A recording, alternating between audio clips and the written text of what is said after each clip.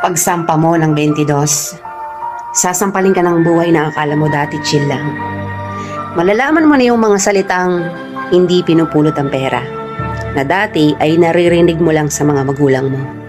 Magtatrabaho ka, magbabayad ng tubig at kuryente.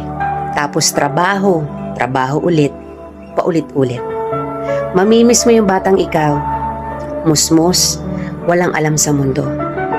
May mga gabing bibilangin mo ang oras ng tulog mo kasi akala mo makakatulong ito. Gigising ka para kumayod, umanap ng perang akala mo sapat na. Pero dahil salat ka, wala kang magagawa kung hindi tanggapin ang katotohanang ganito ang buhay. Katotohanang dahil malaki ka na, malaki na rin ang bigat na papasanin mo. Dahil ngayong 22 ka na o 23 o 25 ka,